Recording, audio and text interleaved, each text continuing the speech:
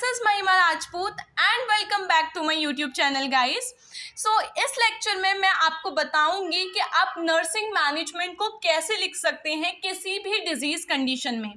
जो nursing management होता है गाइस, उसे लिखने का एक तरीका होता है, एक पैटर्न होता है, जिसमें हमें पूरा नर्सिंग मैनेजमेंट दो पार्ट में डिवाइडेड है। सबसे पहला पार्ट जो होता है वो कंसिस्ट करता है नर्सिंग डायग्नोसिस को, एंड सेकंड पार्ट कंसिस्ट करता है हमारे एनसीपी को, मतलब नर्सिंग केयर प्लान को कंसिस्ट करता है। जो नर्सिंग डायग्नोसिस वाला पार्ट होता है, इस वीडियो में हम वही डिस्कस करेंगे, और जो नर्सिंग केयर प्लान लिखने का पैटर्न है वो मैं आपको सेकेंड वीडियो में बताऊंगी। विदाउट वेस्टिंग एनी टाइम हम स्टार्ट करते हैं नर्सिंग डायग्नोसिस से। सबसे पहले आपको ये जानना जरूरी है कि नर्सिंग डायग्नोसिस होता क्या है। जैसे कि नर्सिंग डायग्नोसिस नाम से ही पता चल रहा है, नर्सिंग एंड डायग्नोसिस, कि कैसे एक नर्स पेशेंट को आइडेंटिफाई करेगी, पेशेंट की प्रॉब्लम्स को समझेगी और उसे एक स्टेटमेंट के फॉर्म में फॉर्मुलेट करेगी। कैसे वो मेडिकल टर्म में, नर्सिंग की टर्म में उस पेशेंट की प्रॉब्लम्स को फॉर्मुलेट करेगी, उसे ही हम नर्सिंग डायग्नोसिस बोलते हैं। ठीक है। नर्सिंग डायग्नोसिस को लिखने का एक प्रोसेस होता है। सबसे पहले नर्स क्या करती है, नर्सिंग डायग्नोसिस को लिखने के लिए हमारे पास पेशेंट का डाटा होना बहुत ज़रूरी है गाइस। जैसे कि पेशेंट का जो डाटा होता है हमारा, वो हम कलेक्ट करेंगे पेशेंट से। फॉर एग्जांपल, पेशेंट हमारे हॉस्पिटल में आया और फॉर एग्जांपल पेशेंट अस्थमा की कंडीशन का था। पेशेंट हॉस्पिटल में आया और हमने पेशेंट से डाटा कलेक्ट किया। हमने पूछा पेशेंट से आपको क्या क्या दिक्कत हो रही है, तो पेशेंट हमें बताएगा कि उसे सांस लेने में दिक्कत हो रही है, चेस्ट पेन हो रहा है, ब्लर विजन हो रहा है, ये सारी चीज़ें हमें बताएगा पेशेंट। तो वो क्या हो गया हमारा, वो हो गया हमारा डाटा कलेक्शन। डाटा को कलेक्ट करने के बाद उसे एनालाइज करना कि भाई पेशेंट को कौन कौन से सिम्टम्स हमें ज़्यादा दिखाई दिए। वो सारी चीज़ें एनालाइज करने के बाद हम पेशेंट की एक्चुअल प्रॉब्लम को आइडेंटिफाई करते हैं। पेशेंट की प्रॉब्लम को आइडेंटिफाई करने के बाद उस प्रॉब्लम को एक स्टेटमेंट के फॉर्म में फॉर्मुलेट किया जाता है, और उसी फॉर्मुलेशन को क्या बोलते हैं, उसी स्टेटमेंट को बोला जाता है नर्सिंग डायग्नोसिस। ठीक है। पेशेंट हमारे पास आया था अस्थमा की कंडीशन का, उसका सिम्टम क्या था, difficulty in breathing, chest pain था।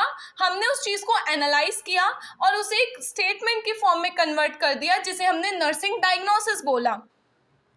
अब क्या होगा, अब ये जो फॉर्मुलेशन होता है, जो स्टेटमेंट हम फॉर्मुलेट करते हैं, ये तीन पार्ट में डिवाइडेड होता है। सबसे पहला जो पार्ट होता है उसमें हम सबसे पहला जो पार्ट होता है स्टेटमेंट का, उसमें हम पेशेंट जो भी हमें बता रहा है, वर्बली जो भी हमें पेशेंट बताएगा कि मुझे सांस लेने में दिक्कत है, या मुझे खाना खाने में दिक्कत है, या मेरी चेस्ट में पेन है, या XYZ कुछ भी सिम्टम्स जो हमें पेशेंट बताएगा, वो फर्स्ट पार्ट में आएगा स्टेटमेंट के। पेशेंट ने हमसे कहा कि मुझे बहुत ज़्यादा घबराहट हो रही है, तो पहले पार्ट में क्या जाएगा स्टेटमेंट के, एंजाइटी। ठीक है। या पेशेंट ने कहा उसे दिक्कत हो रही है सांस लेने में, तो हम लिखेंगे ब्रीथिंग डिफिकल्टी। अगर पेशेंट हमसे कह रहा है कि उसे भूख नहीं लग रही, तो हम क्या लिखेंगे, इम्बैलेंस न्यूट्रिशनल स्टेटस। कुछ भी पेशेंट जो भी हमें बताएगा, वो सबसे स्टेटमेंट में सबसे पहले उसी को हम लिखेंगे। नेक्स्ट हमारा क्या आता है, सेकेंड पार्ट कंसिस्ट करेगा किस चीज़ को, सेकेंड पार्ट में हमारे इटियोलॉजिकल फैक्टर आएगा कि ये क्यों हो रहा है। अगर पेशेंट को चेस्ट पेन बता रहा है पेशेंट, तो वो चेस्ट पेन क्यों हो रहा है, ये सेकेंड पार्ट ऑफ स्टेटमेंट के सेकेंड पार्ट में ये लिखेंगे हम।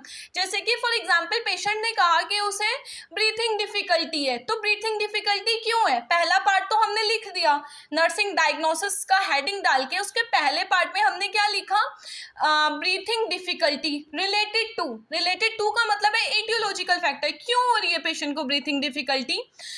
ब्रीथिंग डिफिकल्टी जो हो रही है पेशेंट को रिलेटेड टू कुछ भी फैक्टर हो सकता है।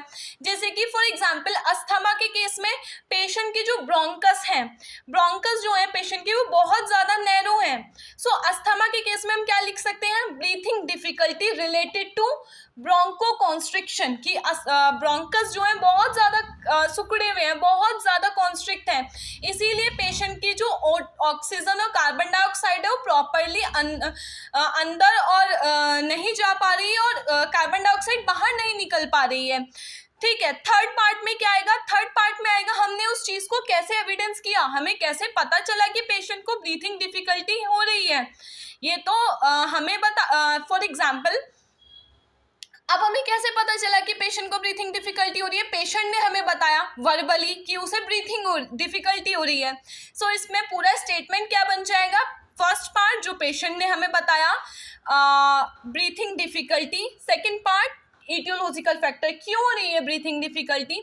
सो breathing difficulty related to bronchoconstriction as evidence by का मतलब है कि कैसे पहचाना हमने कि ब्रीथिंग डिफिकल्टी हो रही है, एज एविडेंस बाय पेशेंट वर्बलाइजेशन, या फिर हम लिख सकते हैं एज एविडेंस बाय डिस्निया, या फिर हम लिख सकते हैं as evidence by decrease respiration rate. जब हमने पेशेंट का रेस्पिरेशन रेट काउंट किया तो वो कम आया, जो कि हमारा 16 to 24 होना चाहिए, वो ना करके कम आया, तो उससे हमें क्या पता चल गया कि पेशेंट को क्या है, ब्रीथिंग डिफिकल्टी है।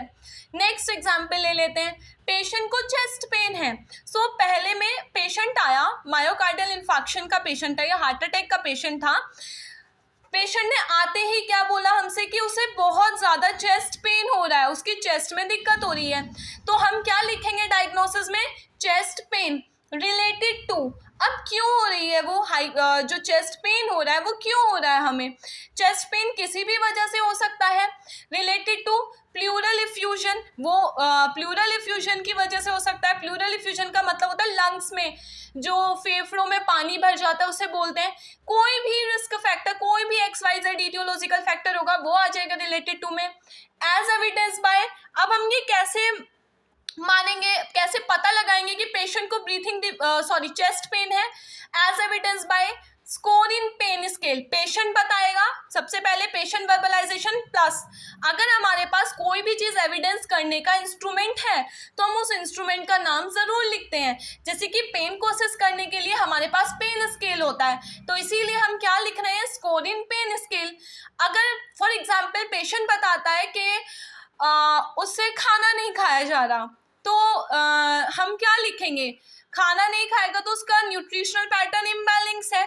सो इम्बैलेंस न्यूट्रिशनल स्टेटस क्यों है, अब इटियोलॉजिकल फैक्टर रिलेटेड टू क्यों है इम्बैलेंस न्यूट्रिशनल स्टेटस पेशेंट का, रिलेटेड टू कोई भी डिजीज कंडीशन हो सकती है। For example related to dysphagia, उसे डिफिकल्टी हो रही है निगलने में, पेशेंट को डिफिकल्टी हो रही है खाने को, जो भी उसका फूड है उसे अंदर लेने में डिफिकल्टी हो रही है। सो उस डिफिकल्टी इन सेलोइंग, अगर पेशेंट को निगलने में दिक्कत होती है तो उसे डिस्फेजिया बोलते हैं। So related to dysphagia, as evidence by weight loss, कि पेशेंट का वेट लॉस से हमने पता कर लिया कि भाई पेशेंट जो है उसे उसका न्यूट्रिशनल पैटर्न अच्छा नहीं है, वो इम्बैलेंस है।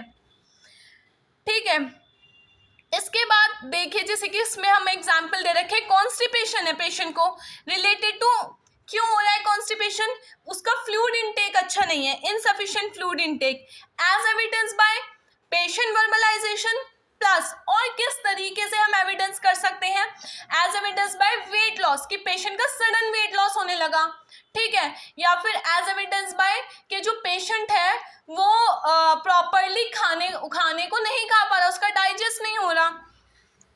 नेक्स्ट है acute pain related to presence of surgical incision, patient को पेन सिर्फ चेस्ट पेन ही नहीं हो सकता, और भी पेन हो सकते हैं।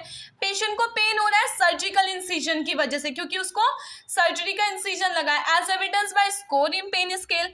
इंसोम्निया, इंसोम्निया का मतलब होता है जब पेशेंट को नींद नहीं आती, उस कंडीशन को इंसोम्निया बोलते हैं। So insomnia related to hospitalization, patient को नींद नहीं आ रही है, क्यों नहीं आ रही है, क्योंकि बहुत लंबे टाइम से वो हॉस्पिटल में है।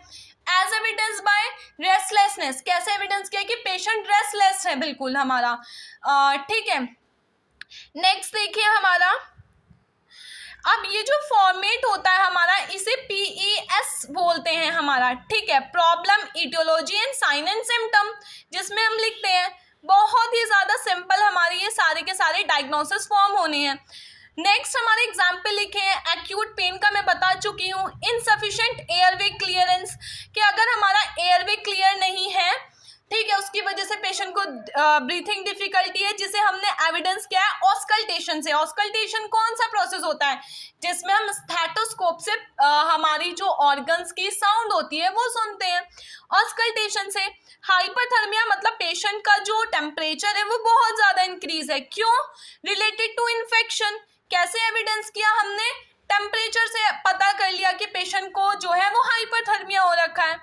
ठीक है, अब क्या होता है कि ये सारे के सारे जो भी हमने नर्सिंग डायग्नोसिस बनाए हैं वो पेशेंट की इटियोलॉजी प्लस पेशेंट के सिम्टम्स, इटियोलॉजी एंड एविडेंस के बेस पर होते हैं, जो कि बहुत ज़्यादा इंपॉर्टेंट रोल प्ले करते हैं गाइस हमारे नर्सिंग मैनेजमेंट को लिखने में। अगर आपको नर्सिंग डायग्नोसिस लिखने आ जाते हैं तो आप नर्सिंग मैनेजमेंट में मास्टर बन जाएंगे। मतलब नर्सिंग मैनेजमेंट में कोई भी आपके मार्क्स कट नहीं कर सकता अगर एज अ स्टूडेंट मैं आपको देखूं। और अगर आपको डायग्नोसिस लिखने आते हैं तो हॉस्पिटल में जब आप जॉब के लिए जाओगे तब भी आपका बहुत अच्छा इंप्रेशन पड़ेगा। ठीक है, इसके अलावा अगर आपको कोई भी क्वेरी है रिलेटेड टू नर्सिंग डायग्नोसिस आप मुझे कमेंट कर सकते हैं। सो यार this is all about the diagnosis. बस हमें क्या करना होता है, पेशेंट का सिम्टम पिक करना होता है, क्यों हो रहा है वो सिम्टम, उस चीज को पिक करना होता है, एंड कैसे हम उस सिम्टम्स को आइडेंटिफाई कर सकते हैं वो चीजें पिक करनी होती है और मिला करके एक स्टेटमेंट बनाना होता है, that is known as nursing diagnosis. So yes, this is all about the nursing diagnosis. Thank you so much guys for watching this video. अगर आपको वीडियो पसंद आया हो, इन्फॉर्मेटिव लगा हो, so आप प्लीज़ मेरे चैनल को सब्सक्राइब कीजिए और वीडियो को लाइक भी कीजिए और इसे शेयर भी कीजिए ताकि आपके जो फ्रेंड्स हैं वो ईजिली डायग्नोसिस बनाना सीख जाएं। Thank you so much.